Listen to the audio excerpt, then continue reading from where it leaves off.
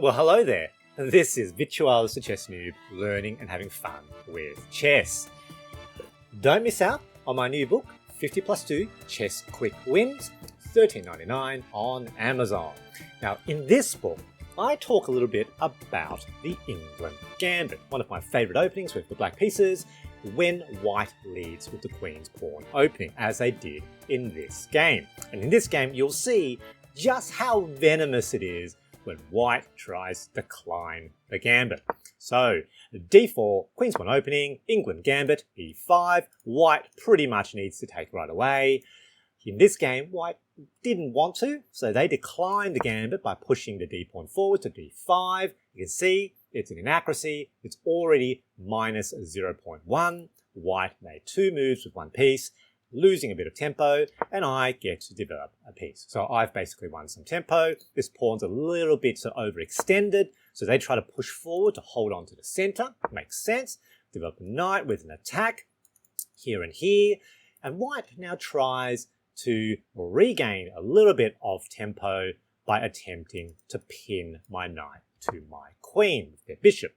Makes a bit of sense. An inaccuracy, and you can see quite a bit of favor to black.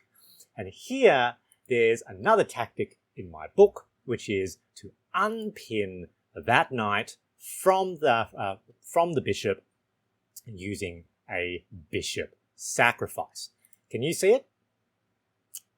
The bishop sacrifices itself on f2 with check, a brilliant move. And the idea is if king captures, then the knight jumps forward with check, unpinning the knight, discovered attack on the bishop, and basically I'm doing very, very well. Now, white, I think, calculated that, didn't like it, decided they would bong cloud instead to get out of that check. So king e2. You can see it's a mistake. The best move for white, in fact, is to allow that sequence to occur and capture the bishop. Very interesting. So brilliant move number 1 on move 4, and now I get brilliant move number 2, double brilliancies on move 5 with d6. And the idea here is that I've got a skewer of the king against the queen, winning the queen. Of course, if the king captures this way, the same tactic still exists. Now, I would say that brilliancy was potentially quite easy to find, given I was going to sacrifice that bishop anyway. I'm still sacrificing that bishop. But, I'll accept the double brilliancy. Here, white sees that potential attack, so they, defend the g4 square. Makes sense. I now kick the bishop. What are you going to do? Takes. Queen now defends the bishop, and so no longer can white capture. They now develop a knight. Makes sense. Disconnecting. The bishop's best move is probably to g3. I wasn't sure I wanted to do that, but that is the best move according to Stockfish. I wanted to keep it in play. I thought potentially maybe they'll trade this way. However, that was an inaccuracy because white can just kick the bishop with a pawn. So bishop now all the way to g6. It's a good place for it, and I'm doing all right. And my logic here was that I want to keep things in play because it really looked like, that is pretty much mate, isn't it? So they develop their knight, so queen forward. That's what I want. White decided to play this way. You can see the best move for white here is that they needed to move their queen. And the reason they needed to move their queen was they needed an escape scare for their king. Moving the knight here, yes, it does defend that square, but they lost defense of the e2 pawn, base of their chain. Basically, white's defenses, white's control of the center, relative control of the center collapses. I maintain my control. That's why that's a blunder. Really, so it's a really not a good move, -5. But I would argue that any of these queen moves, which are potentially okay, it's not so easy to see. It's not so easy to find. Queen, it captures a pawn on e4 with check. King slides that way. Now I can sort of just capture up the chain. with another check, skewer against the queen, and then trade queens, and then basically just, trade down into a winning endgame. That's what Stockfish wants. I was thinking that I still potentially had a winning, maybe a mating net available, so I didn't want to do that right away. So I developed another piece. You see, Stockfish says, nah, just trade down. They now bring the queen here, pinning my knight to the king. Okay. However, notice that they've also pinned their knight to their queen as well, meaning that I now have check. If they capture, queen captures queen. Now, king now moves out of the way.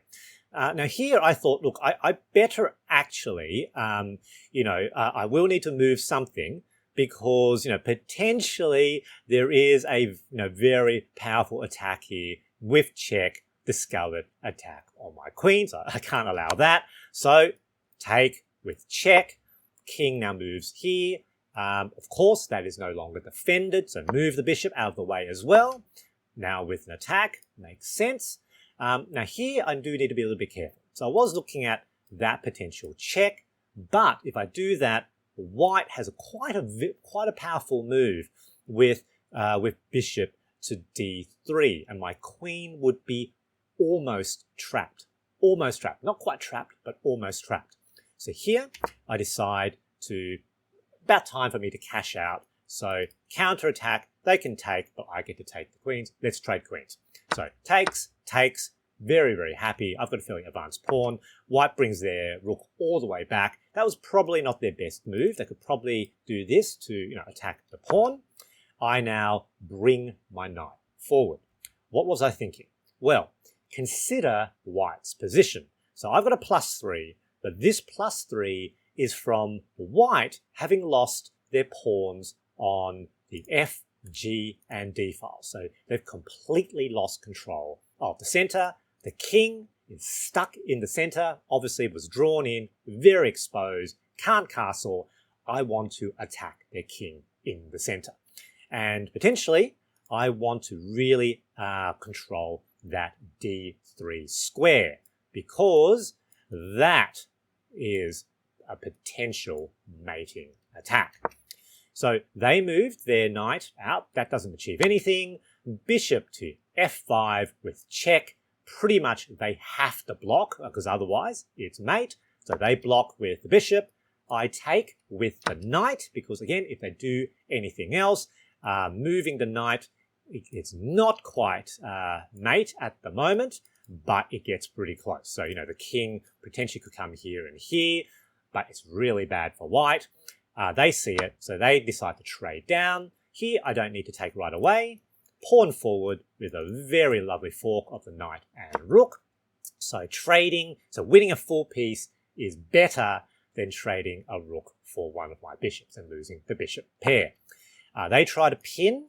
Yep, fair enough, but I can now just castle safely out of the way. Castles, that is attacking again. They try to counterattack my bishop. It doesn't work. You can see they had to move that rook out of the way, quite simply because that comes with check. So capture the rook, straight up loss with check. King moves out of the way. Now I move that bishop out of the way, also with an attack here. They try to block. Yeah, that's a pretty clever move. But now rook attacking the B pawn, and here in this very, very difficult position for white. In fact, it's about -11. It's worse than -11 for white. White actually runs out of time and they flag. Good game, GG. The big takeaway from this game is that the Englund Gambit remains a great weapon against the Queen's pawn opening, especially at the beginner intermediate level. I hope you enjoyed this video, and thanks for watching.